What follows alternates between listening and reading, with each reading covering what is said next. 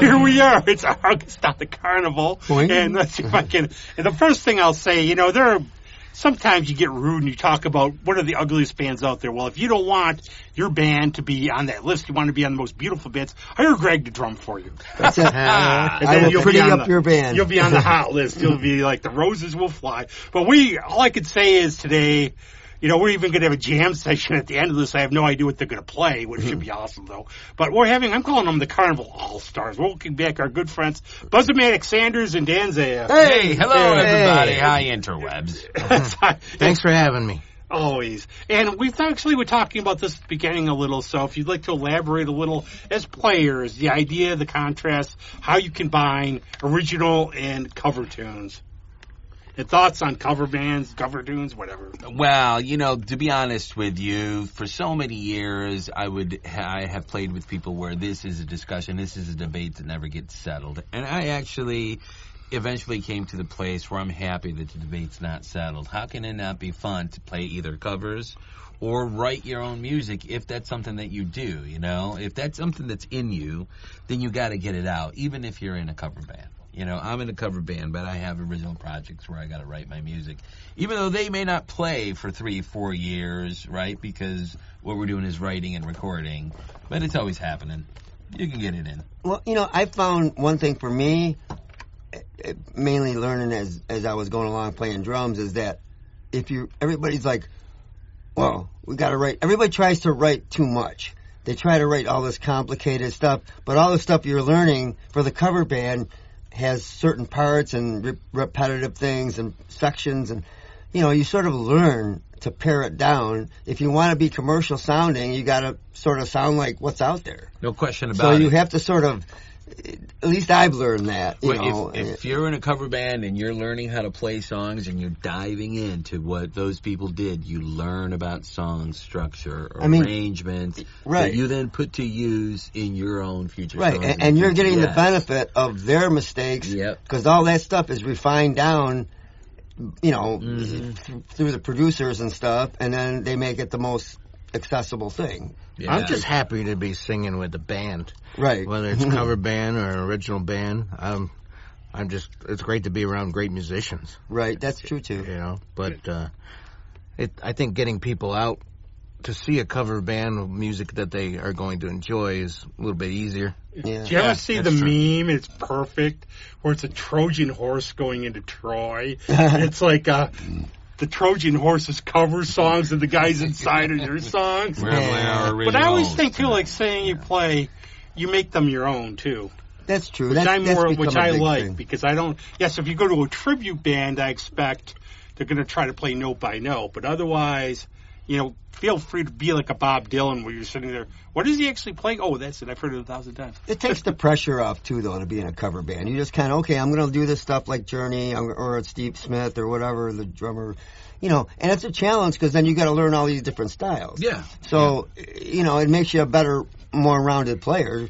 But it kind of takes the pressure off. I'm not trying to prove anything. I'm just trying to play some fun songs and see people dance and exactly. And I think also, let's be honest too, there's so many great songs out there you just want to do. Right. Like the singing in the shower songs and stuff.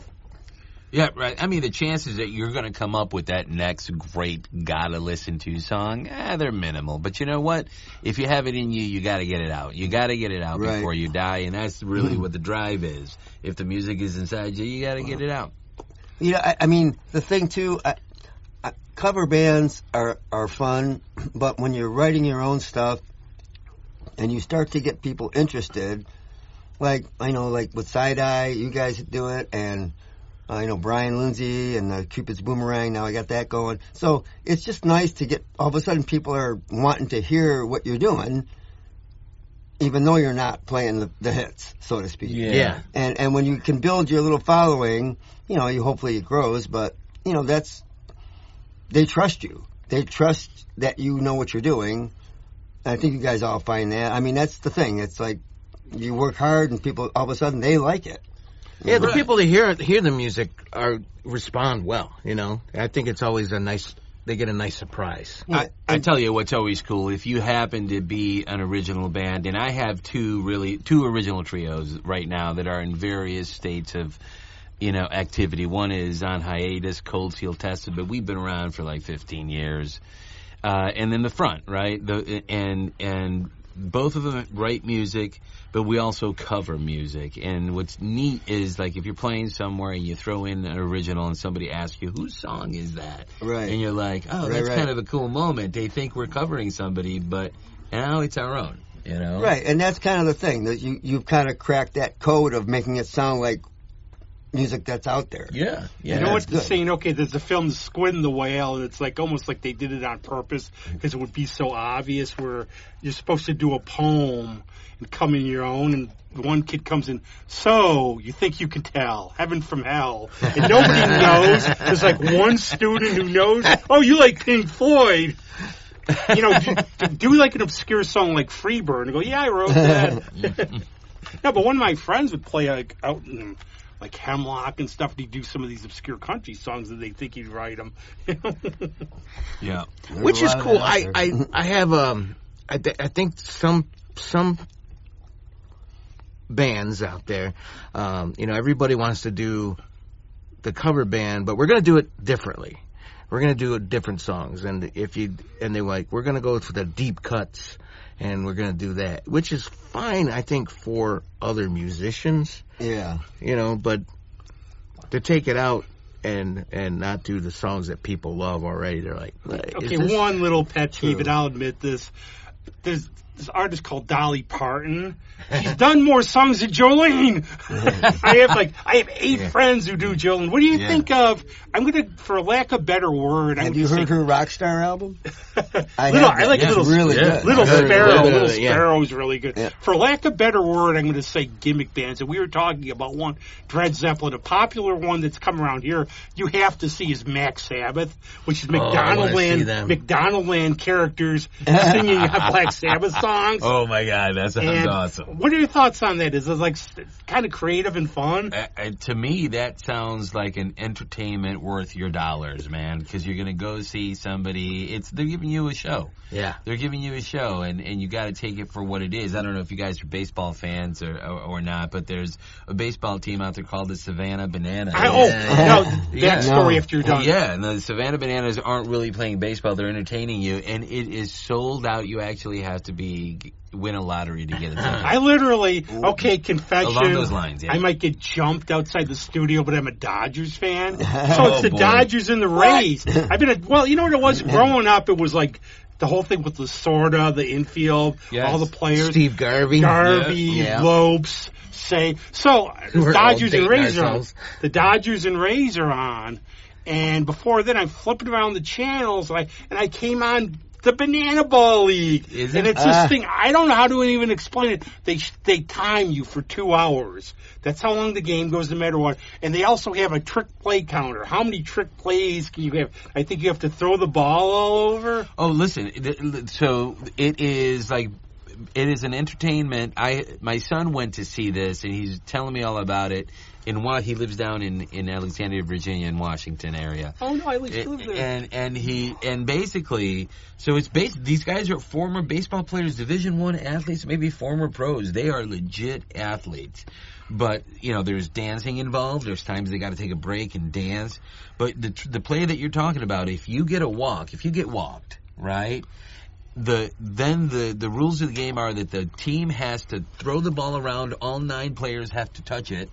And the runner who just got the walk can sprint and try to get as many bases as you can. So oftentimes they're tossing to the right fielder. Yeah, it becomes a sprint to try to get him out at second, right? Okay.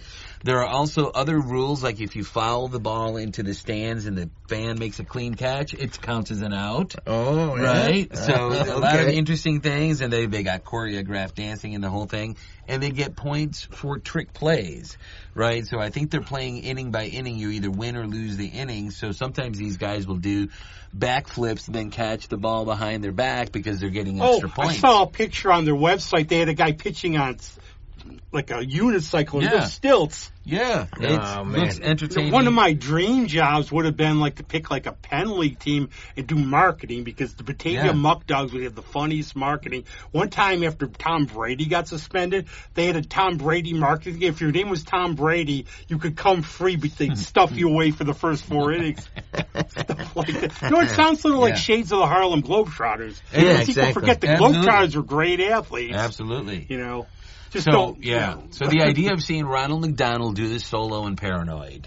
Yeah. Where's Hamburglar? I mean, Amber, he's got to be on drums. I Gotta be on forgot everything. they got the ham. I think Mayor McCheese is in there. But can you imagine thinking? That's what I say. Think outside the box.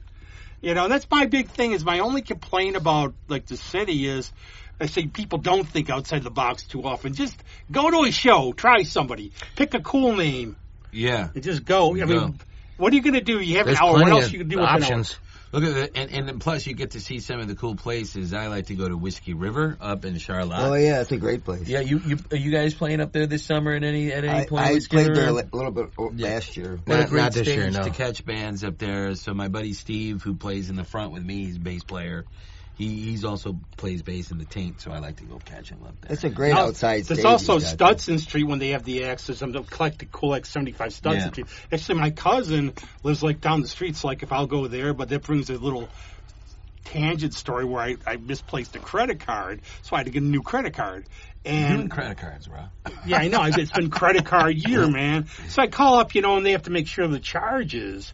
So, okay, there's like, did you charge for micro midget wrestling? And I'm like, somebody stole it. No, I saw a midget wrestling down at Tropics. No, but that's becoming like an entertainment strip, and I think you played Whiskey River. But Yeah, it's a good. I love that outdoor stage he's got. Not too many bars spend that kind of money to Right. build something like that. Yeah, exactly. and there's Very plenty nice. of places to just go and then get what your feel is like for. I believe they now have a second location, don't they? Whiskey River. Oh, Yeah, they Upper got Deck, it's I in think the it's called, yeah. port thing. Yeah. Port of Port- Rochester. Yeah.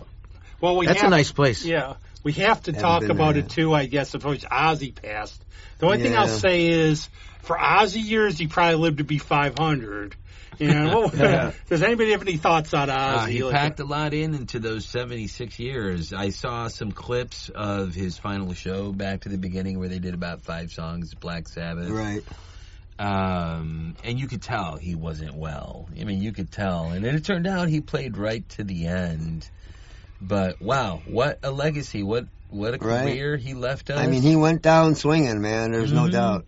And all the controversy that he's been through, the health, the drugs, and to leave this earth being as loved as he is, Yeah. Yep. it's amazing. Because my parents hated him. All our parents Oh, hated him. I always laugh. My parents were very liberal in the sense they let me watch anything, read anything, go to anything, and then people look at me and go, that's why you censor. Hey, You yeah. know what I didn't mean? get the music that But when much I went it to go came see out. Ozzy, and I missed Randy Rhoads by 2 weeks. It was one of my first concerts. It was Ozzy, UFO. UFO didn't show up. There's a band called Magnum. And Randy died like 2 weeks before the guitarist was Bernie Torm. Yeah. And if yeah. you read Off the Rails, Rudy Sarzow's book, Bernie Torm, I recommend his music. He's a good blues player, but really not for that band. Rudy says that was his best show was at the Rochester War Memorial. Yeah, and you saw it. Yeah, and you Ozzy tell me, yeah. Ozzy had a cold, and I just remember though a couple of my good friends wanted to go, and their parents wouldn't let them because Ozzy worships the devil and Yeah. all that stuff. The satanic panic. When I'm going, well, Geezer Butler's a Catholic, a devout religious man, and a vegetarian. Oh, it was all just an image. They just took Black Sabbath because it was a popular movie at the time. But my sweet Right. mother bought it, man. When she saw that we had Iron Maiden 666, the number of the beast, she was like, oh, God. She's like, the holy water took it out of the garbage. Yeah. This has got to leave the house. Mom, it's Iron Maiden. Dios mío. Dios mío, right. It was hilarious. It's like Ann Esther, how many heathen? All 5'1" of her taking the number of the beast out of here. Well, that was like the funny story because Ozzy, I think one of the appeals of Ozzy is that everything I ever heard, he was a genuinely really nice guy. Yes. Yeah, when you got him tanked a bit, maybe you better.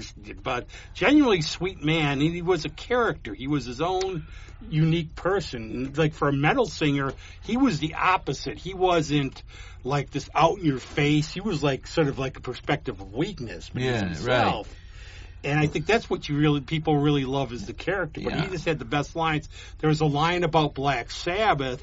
The first album, some guy comes up to him and go, if you invoke the devil's name, he appears, and Ozzy just looks at him and says dryly, well, that explains why the album didn't sell better. Yeah, no, I mean, story with his passing, a lot of people were sharing his stories. I'm not going to be able to give you the guitar player's name, but he shared that after Bernie, right? Brad Gillis. There was Zach Wilde and Jakey Lee. Well, it was Brad Gillis for a while on the road, I think, after Bernie. Then Jakey Lee. I don't know who this dude is, someone who tried out who didn't get the part. That's why I can't remember his name. But he basically said he was flown down to Ozzy's, and Ozzy demanded that he play at concert volume in a full stack, and he sat with his chair like 10 feet away getting fucking blasted while this dude is playing. And he didn't get it. He goes, but it came with a letter, a personal note from Ozzy Osbourne talking about how he was choosing Zach Wilde and blah, blah, blah. And he was great, and he appreciated you taking the time to learn the songs. He's like, he was genuinely nice guy. That's nice, though. Well, he wanted to see if he had the mojo. I mean, you got to see if he fits the exactly. thing, Yeah. And you know what? Just a real quick thing. This is not a big deal, but when I was on the road back in the early days there, we were playing some Holiday Inn or something, and I met Jakey Lee. No kidding. Yeah, just out in the parking lot. He was with a girl, and he had his scarf on, and he's looking all cool. I'm surprised he didn't look at you and go, we need a drummer. And it was kind of like the Geddy Lee thing. It was like, oh, hi, how you doing? You guys are great. Yeah, thanks, man. I've always tried to keep this thing where, like, there's some people, out of all things, one time in New York City, I was in an elevator with Steve Winwood, and I really admired him. I couldn't say anything. Yeah, you just froze. I just was one of those where... Awestruck. Oh, yeah, you get in your head. Because it's like Steve Winwood. What do I say? Yeah. That's going to sound stupid. I would have loved it if he looked him. at me and going, like, bloody peasants. But I heard this, like, one story, and there's millions of Ozzy stories, but this is from Noel Monk's book, Running with the Devil, on Van Halen. And, Van Halen toured with Black Sabbath. Mm-hmm. And I guess the one time to the horror... But to the horror of it was they had a punch bowl full of Coke, and after their... Black Sabbath or Van Halen? Van Halen. It turned out Ozzy got to and drained the bowl. And all I'm thinking, maybe they should use Pepsi. Maybe he didn't like it. It was half a bowl by the time Ozzy got done. No, first I think it started... Van Halen opened for them, crushed them, because this was like near the end when they were going to pieces. So I do recommend try those last few albums again. They're not. I don't think they're as bad as they. They were just going through a lot of stuff, and then they turned in where I think Black Sabbath was opening for Van Halen. The Dio years. Yeah, I think so. Maybe. Everything here. I was into all that shit though. I loved like Dio. I loved the Dio. Yeah. I just read an article about the Sabotage record and why the cover is so weird. I always wondered that cover to me was like it's like the worst thing ever. And Bill Ward, I guess, decided to wear those tight red pants, and they put him in front of a big mirror, and it was like supposed to be like a deep concept where you could see the reflections, and I don't know, but it just... They thought they were going to be doing like a real dress rehearsal-y thing, and then all of a sudden, this is the real picture? Yeah. And so that's why it's kind of weird. I got to ask you now that you bring up Bill Ward. Because I saw on the internet him getting lots of flack about this last concert where they did with Ozzy. That he's like, fuck this, I'm playing without my shirt. He took off his shirt. Like, so he's like, and everybody's giving him lots of shit because he's a dude in his 70s playing without his shirt like he's in his 20s, right? I was like, dude, that's kind of cool. That's kind of badass that this guy's like, I don't give a shit. Well, I didn't hear that, but would you play without your shirt, Greg? Now I would. Yeah. Since I don't have a freaking hole in my stomach anymore. No, but I remember, wasn't it for like the Dio albums, wasn't it Vinny Appice on drums? Yeah, I think so. Because I do. I love Live Evil. I'm like one of those few that... Lady Evil. Yeah. Oh, yeah. Lady Evil, that tune, right? I love the bass sound on those records because it's a real compressed and tight. And nice. Children of the Sea, those type of... really cool. But I'm going back a little bit nostalgic because Ozzy. I remember one of the big things was when I think it was the Bark at the Moon tour with Motley Crue. They made an appearance at the Hog, and if you go down the Hog, there's pictures. But the thing was, we got video of that. So, by the way, that was, and I'd like to thank my brothers so much because when they played the Auditorium Theater, that's supposedly the only footage when they like UHF Studios with Randy Rhoads. You can find it online. Supposedly the only footage of Randy Rhoads. So my brother had connections, and he's like, "Oh, I could have had you meet him. I didn't know you liked him." Oh, come on. Come on. That's almost like a friend said, "Well, I could have gone to see the Beatles, but I was like, they'll tour again." And I'm like, you know what? It would have sucked anyways. It would have sucked anyways. You never be like, "Here, this is a little bit different." I never got to see. I was supposed to go see Paul McCartney in concert, and my best friend from high school had bought the tickets, and so we planned it. We had to go to Albany because he was going to school in Albany, so we drove all the way out there. Like, got up early in the morning, drove to Albany, and we're waiting for the tour bus thing, and it was going to be in New Jersey. That's what it was. So we were getting the bus from Albany. So we had to drive to Albany to get on the bus to go to New Jersey, to Meadowlands. And then we get there, and there's no bus. And we're like, what's going on? So we had to find out, and they had canceled it. Oh, no. And he never got the message. Oh, and I'm like, no. So I've never seen Paul McCartney. That happened to me with an Ozzy tribute band. Drove all the way to North Tonawanda, and it's no story. Oh, the only way to get there is For some reason, there was a curse on them. There was a band I wanted to see called Iron Priest, and obviously Priest Maiden. Maiden was probably my biggest band in the 80s. And every time something happens, so they finally show up. It's like they're playing Spenders. There's this place on Lyle. And finally, the guy comes out, and he sings a non-Priest or Maiden song. What the? He goes, one of our members is sick, so we're doing our other band, Metalworks. And I'm going, it never ends. But they did do Revelations by Maiden. I love that song. Which is that was. But one of the things going back to that was just trying to get to the Hog there. We cut class. We just turned around. It was just too packed. Mm-hmm. For the Ozzy, because Motley Crue signed beforehand. Yeah. So you couldn't get near that place. Armand might have just posted, or at least their Facebook. Well, Instagram. Eric, I'm friends with Eric on Facebook. Yeah, somebody just posted a picture from that era. I bet you it was that.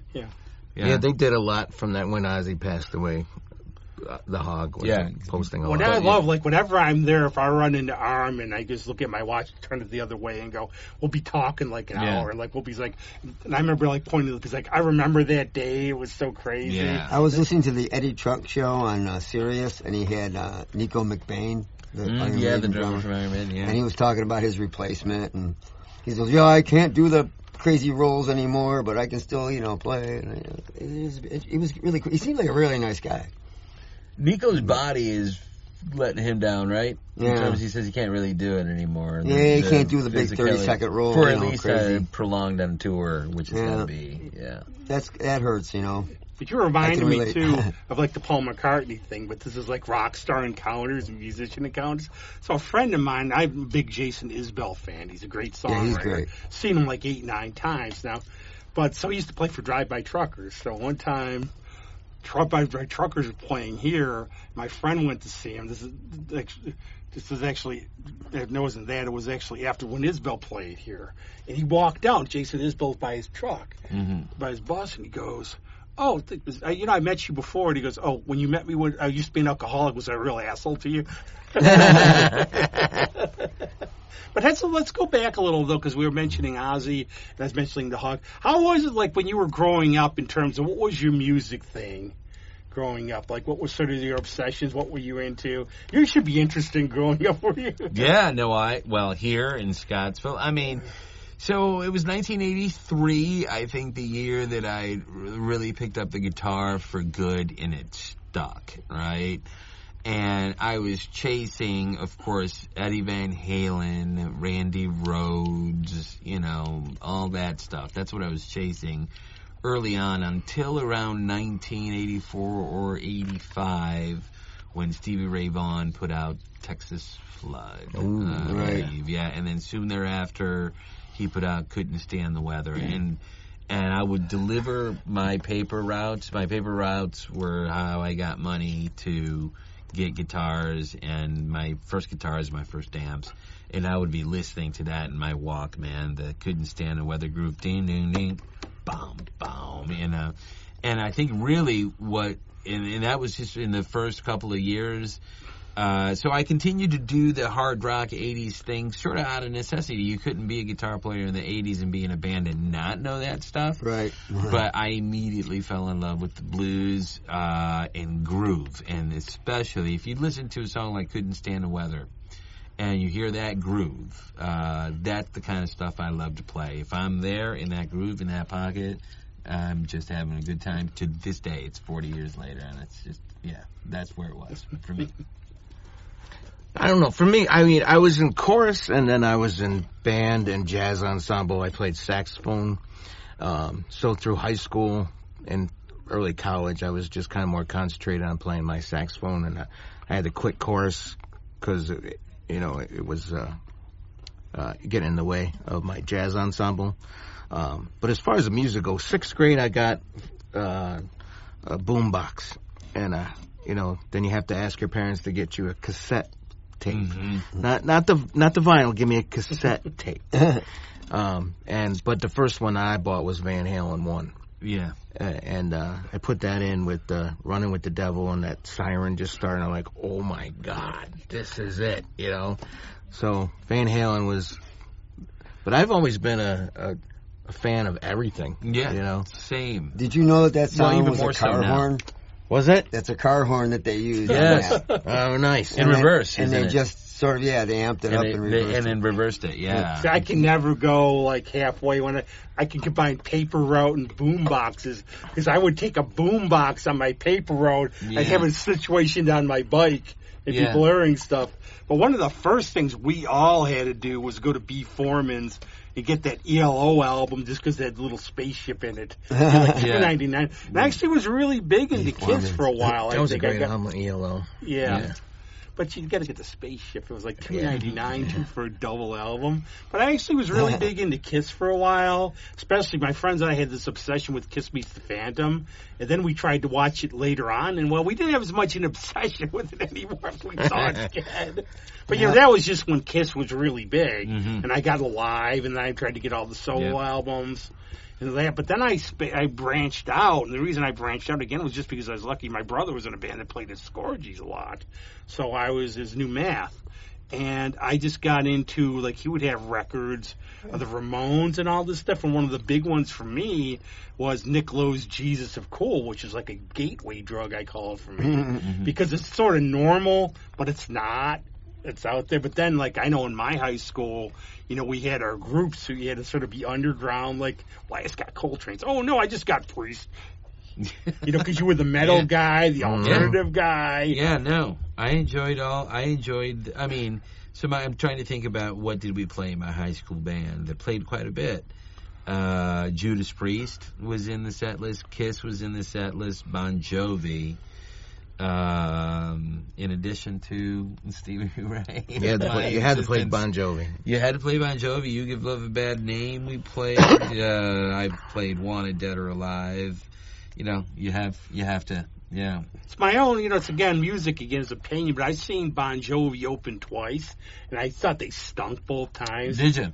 Yeah, this is only my opinion. I categorize it as like Mike Damone in Fast Times at Ridgemont High, where John acted like the cool guy, but he wasn't. Yeah, and maybe it's because they were opening band. I saw them. Well, I saw them as an opening band too. I don't really remember how good or not they were. I think it was their only hit at the time was Runaway. It was before Slippery When Wet, and then I saw them. New Jersey, they were huge at the Carrier Dome. Sound was horrible. I thought the Carrier Dome was in Syracuse, not New Jersey.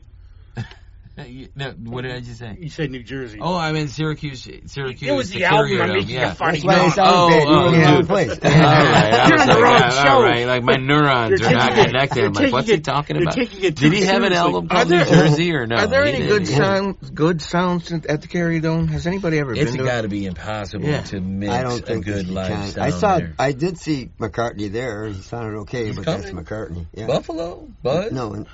McCartney. Oh, I don't know. Syracuse. Is he coming? He's coming to Buffalo. Oh, is Oh he? yeah. In the fall, yeah. cool. Oh. If you've got a couple $1,000, you Right, just right. ride around, you can get in. One of You my get friends half a got in ticket. like It's hard for me to cheap as pay heck $20 for a local band. because he got like a pole way up there. He's like, it's McCartney. I don't care.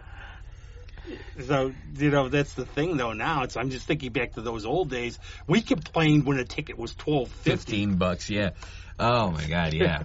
$12.50. I remember walking around the Finger Lakes Mall in Auburn, and there was a flyer, and it had those made up flyers where it's just copied on colored paper. Xerox machine. Yeah, and but they had 10,000 Maniacs was playing at some community center for like $5. I'm like, who is this? Who's 10,000 Maniacs?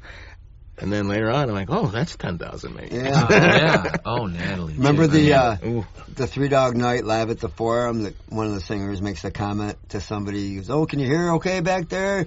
And then he goes, "Well, you should have got the 650 tickets in the front." Yeah. Oh, I went to school at SUNY Geneseo, and me and my buds from that era still communicate quite a bit. We saw so many good shows coming through. Some of us, we got to see them for free because we worked the tech crew. Squeeze. Yeah, oh, wow. I worked the concert for Squeeze. Great band. I mean, Glenn yeah. Hilbert, great guy too. Yeah, yeah, Chris Yeah. Difford, unfortunately, I was hammered. yeah. Glenn plays the hammered dulcifer, right? Is that what it's called? Dulcimer, yep. Dulcimer, that's what it's called.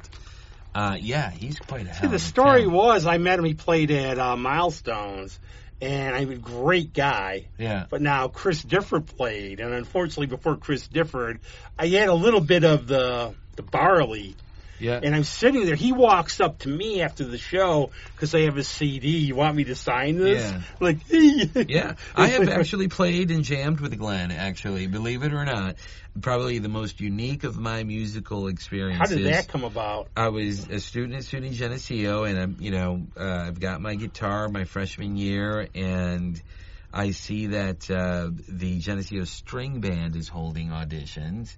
And so I go, and of course there's me and like 8 other acoustic guitar players, and Dr. Jim Kimball, who ran the outfit, basically was actually Glenn and him, great friends and protege, basically said, I got too many guitar players, but I need, banjoists. You guys, were you willing to switch over? And I volunteered to pick up the stand-up bass. Because similar thing had happened in high school in the jazz band that we were small school. He's like, I don't need a guitar player. I can live without a guitar player. I can't live without a bassist. So that's when I first picked up a bass. Oh, wow. Yeah, and then the stand-up in the Geneseo Country Band, and Glenn would come in the era. This is 88 to 92. He would routinely join us at square dances or shows that were, The other thing about that, too, is I've always found the stand-up bass, it just looks cool. Yes. I know you sit there. So I've asked some friends, I go, I really goes, it sucks transporting it. Oh, it does. Well, and playing it the first time, too. Like, that was It like, just- you I'll look get through cool, a though. 3-hour You gig. just look cool. It's Blistered like, oh, yeah. in blood. Blistered, then popped, and I'm bleeding. I mean, Plus, the you're 4 standing in a strings, weird yeah. position because it's leaning Yeah. against Yeah, you. the And force, yeah. I've always feared, I've seen it more than once, Reverend Horton Heat, friends who played her, like Oh, my yeah. friend Ryan Hurley with the Grease Creepers, I love where that. they get it down and they stand on it. And I'm always waiting for somebody to spinal tap themselves to do a tumble. Yeah. Well, I mean, it's always cool to watch them play. It's always cool to see it up there and those guys that spin it. But when my dad was a kid, him and my uncles had a band. It was the Sanders brothers and Snyder. Snyder was the drummer. So my dad was sang and played saxophone, and my uncle was he played clarinet and saxophone too. But it was a dance band. But their youngest brother, my uncle Bruce, he played stand-up bass, but he was like 7 years old. and he was short. So they used to bring the stand-up bass, and then they had a stool for the stand-up, and he'd be like, boom, boom, boom, boom. Oh, cool. Yeah. But he was a great player. So he started very young, but it's fun because you see all the old black and whites of their band with the bandstand things that they put in front of everybody. Yeah. It was cool. I think you actually took a question I was going to ask you and answered it too, because we found like a lot of people on the show who have come, you said you listen to everything, that you come from a musical background, you had music around you. And I think that does something where it expands your horizons earlier, because otherwise you just start off with like the popular stuff and hopefully you enjoy that, but then you go on to other things. Well, you don't have the parental, why do you want to do that for? You know, I mean, if your parents were into it, then they get it. They're like, crap, he's got the gene, you know? Right. Or, and then they're like harping on you to practice. Did you practice 30 minutes? Like setting timers. No, I'm grateful that my mama made me take the piano lessons. And, later on, but I owe that, you're not going to see me jam away on the piano like Andy so gracefully in jams, but I can read music and I know my music gives you a foundation, and it's all been translated 40 years later into guitar. Man, I use music theory every time I play. For me, my dad, and I'll never figure this out, like about music, where he saw like a Rod Stewart thing I had. He was convinced for years for some reason Rod Stewart wore pantyhose. I still can't figure out that. He went to his grave not telling me that. He's like, well, why don't you learn some Spike Jones? Spike Jones. But here's a question, too, and it's sort of a little serious for this show, but we're seeing now, like, the end of eras for a lot of bands, these aging bands. And how do you get to the point where you really should know you want to do it, you enjoy it, but how do you get to the point where you're honest with yourself and say, I just can't? I mean, Greg's playing till he's 100, we know that. You'll only be in 10 bands by then. Yeah, I'd probably scale it down, Well, I think if you take a look at the opposite of that, if you look at it this way, I think it's impressive that we are able to extend our lives and health, to ages where guys like Paul McCartney are still playing and still playing well, right? I mean, we're kind of fortunate to be able to sit here and take a peek at a Lou Graham clip from a couple of nights ago and think, but I think it's awesome that Lou still can do it. And I bet you that it sounded awesome there, and we get a chance to do that. So I'm grateful that we should do that. But yeah, I mean, it's a hard balance because at some point also, nobody's looking for new Foreigner songs, for example, right? If Foreigner were to announce a new record of 12 new songs coming out, so I think once you know that nobody wants your new music, but they want to see you perform your old music, that's the balance. You have to reconcile reality. I mean, you have to realize your shelf life, so to speak, and kind of figure out what the market wants. What else are you going to do? Yeah. I mean, it's in you. Make Afghan rugs. Right. I mean, so who wants to do that? And I think it's important. I think it's important, too. I mean, I'm new to this whole community in Rochester. I've only started singing in bands since like 2012, I think. To be with Dan and to be with Greg here and Andy and you, Rob, I mean, you get to hear these people that have been in the community for a long time. You get to develop relationships. Right. And I think it's important for people that are older, like Paul McCartney and stuff, that they just keep going. They just set that example, because once they are gone, there's got people that are going to have to step up. Yeah, these happen to be the best years for us to be doing what we're doing, and that's exactly, I think, what I'm talking about, right? It's like I'm looking forward to when I'm retired and I can devote more time to it and doing it around here. And you see phenomenal musicians in their 60s and 70s all around Rochester still doing it. So, I mean, I think when you bring it down to that level, the local level, you see that. And you're absolutely right, man. it is so much fun to be in the community. It's fun to be in a band that's playing. It's fun to meet the other people. Like, I'll talk about this right now. Last weekend was a great experience. I mean, at John's wedding, Rob was like, would you be all right? Let's invite Buzz. Let's see if he's free. I'm like, I've seen Buzz online. His band is getting hot. I was worried, though, you would show up and you go, I thought you meant Buzzo from Buzzo. I knew exactly who you were talking about, because that's what you do. You got to build that brand. Is that online. why you brought a bathrobe with you? You build that brand, right? And I'd seen him. I'd seen some of his videos before in his band. I'm like, this is going to be cool to jam with Buzz, right?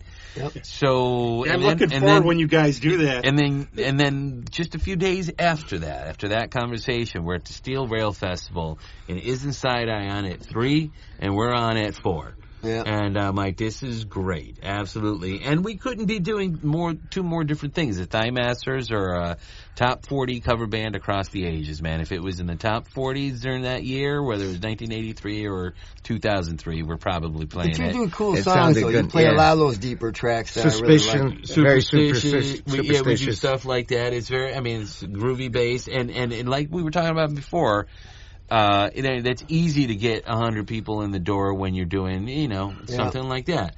Side Eye's doing original music with great groove. It's soulful, it's blues, and I got to catch that set and got to meet him. There's video of Roger, me handing you a Corona in the middle of your set, man. Yeah. I'm like, here we go. That's how it happens, right? And then, dude, we were about to knock off a great jam. Brian Lindsay Band, Side Eye, Thigh Masters all converge today, man. It's Yeah. going to be cool. One thing... We'll see what we come up with. Teaser. Well, and I think that's a testament, too, to the whole Fairport thing. I mean, those guys, they have turned that village into a music mecca. Yeah. And Fairport used to be kind of a sleepy place, and you always had to worry about cops and drinking, and it was so weird. Oh my, the elevator. But they have really Is it wedding? gotten people together, and I think I that's think the it's really sign cool. I think that's the sign that we're cut off from the day. That was funeral That music. That was funeral music. I will finish up with saying, in terms of age, nobody would say that about blues. That's a good way to end it. Yeah. Did you hear it out here? Now it's time to I hope say it came on the goodbye. thing. But we're just Very gonna sad moment in my life that I had to do it. no, but you know what it does? Get the hell out. You know what it does though? It gives me an excuse to invite these guys back for part 2. Yeah. All right. Show today.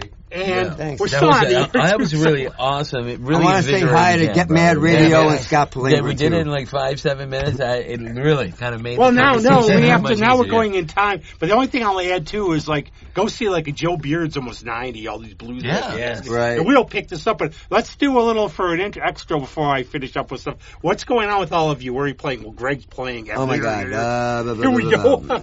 I couldn't tell you right now. Everywhere. Just Side Eye's playing at We'll be Murph's. Side Eye's playing at Murph's In August 9th. August, I saw that August 9th. I'm going to try to make it there, man. I am That's next too. weekend. Yeah. And So you.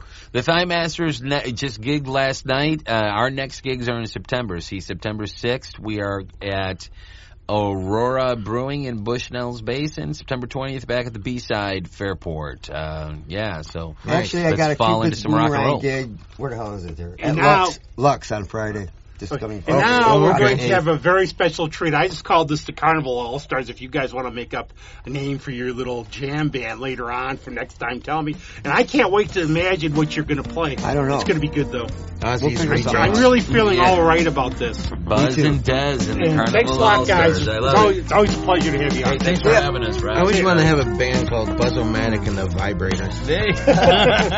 No better than that. Seems I got to have a change of scene. 'Cause every night I have the strangest dream. In prison, by the way, it could have been. Left here all alone, or so it seems. I got to leave before I start to scream.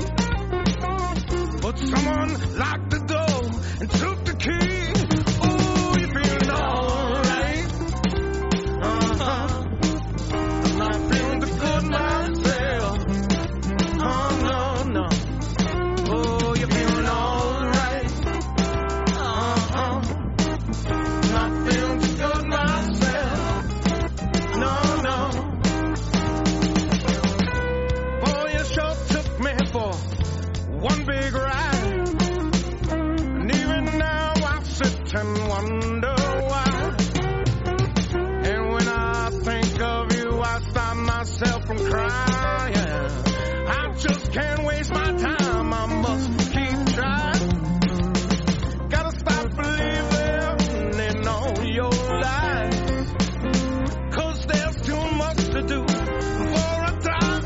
Oh, you feeling alright?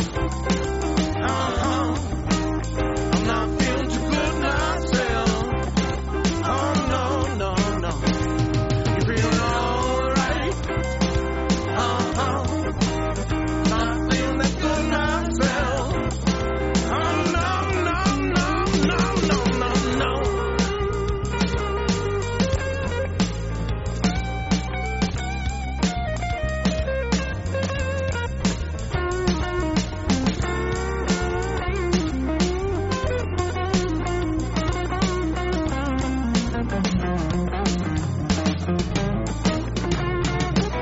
Now don't get too lost in all I say. Don't have the time, I really felt that way. But that one thing, and now you know it's to stay. I can't get off, I guess I'm here to stay. Till someone comes along, takes my place with a different name and a different phrase. Yeah, I said it's alright. I'm not feeling that good myself. Oh, no. You feeling alright? I'm not feeling the good myself. Oh, no. You feeling alright?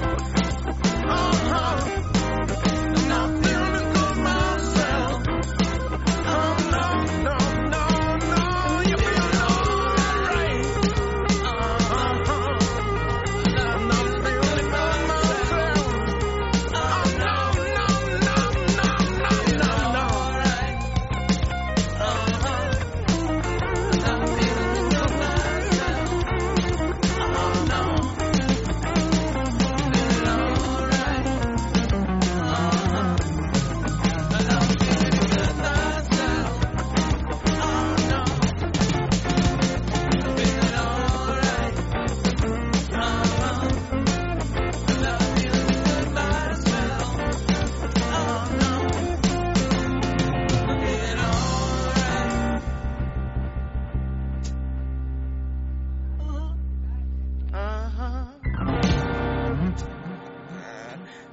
Nice.